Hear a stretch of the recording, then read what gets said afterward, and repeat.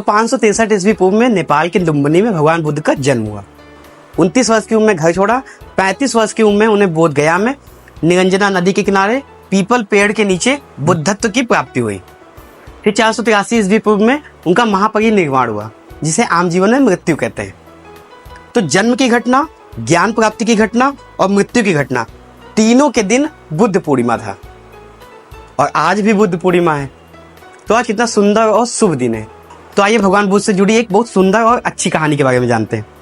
लेकिन उससे पहले जानते हैं कि बुद्ध क्या है।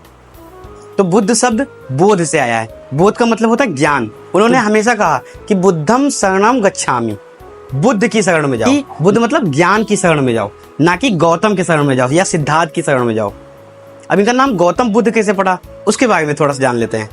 तो इनका जो गोत्र था उसकी वजह से नाम पड़ा गौतम। और जब इन्होंने तप से, अपने पुरुषार्थ से, अपने मेहनत से बुद्धत्व की प्राप्ति की, तब इनका नाम बुद्ध पड़ा। तो दोनों को मिला के गौतम बुद्ध कहा जाता है।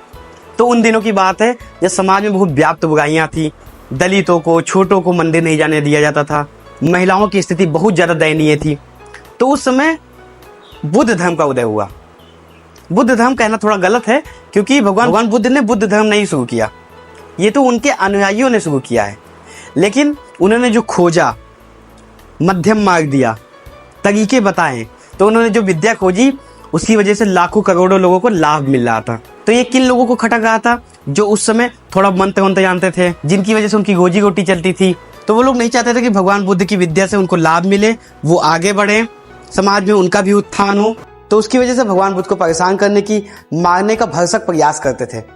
उन्हीं में से एक ब्राह्मण युवक था, वो बहुत गुस्सैल था। तो एक बार भगवान बुद्ध यात्रा कर रहे थे, वो वहां से दौड़ते हुए आया, उनके ऊपर चिल्लाने लगा। तो उसने कहा, हे गौतम, जो तुम बताते हो लोगों को कि सत्य को स्वयं खोजना चाहिए, सत्य को स्वयं जानना चाहिए, लेकिन मैं कैसे मान लूं कि जो तुम बता रहे हो वही सत्य है? तो भगवान बुद्ध मुस्कुराए। उन्होंने बहुत शालीनता से बहुत अच्छा सा जवाब दिया।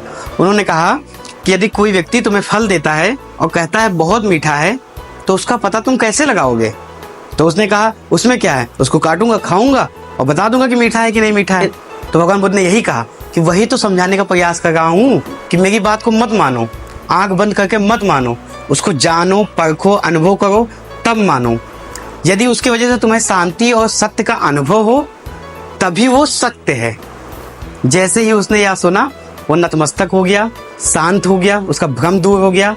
उसने माना कि अनुभव पर जो ज्ञान उतरे वही सत्य की असली पहचान है। तो ये शिक्षा हमें आत्मनिर्भरता, विवेक और स्वयं के आधार पर निर्णय लेने की प्रेरणा देता है, और हमें सिखाता है कि जब तक कोई ज्ञान अनुभव पर न उतरे तब तक वो सही नहीं है। और ये तब तक मत मानिए, किसी ने कहा, मान लीजिए किसी ने कहा कि ये टॉफी बहुत मीठी है या ये रास्ता बहुत अच्छा गया है, तो जब तक आप वो रास्ते पर गए नहीं, जब तक आपने उस टॉफी को खाया नहीं, तब तक आपको बिल्कुल नहीं मानना चाहिए कि ये टॉफी अच्छी है, वो रास्ता सही है। मान लो ये सब नहीं समझ में आया, तो डिटर्जेंट पाउडर आता था, सर्फ आता था, उसमें क्या कहते हैं, पहले इस्तेमाल करें फिर विश्वास करें। बहुत धन्यवाद।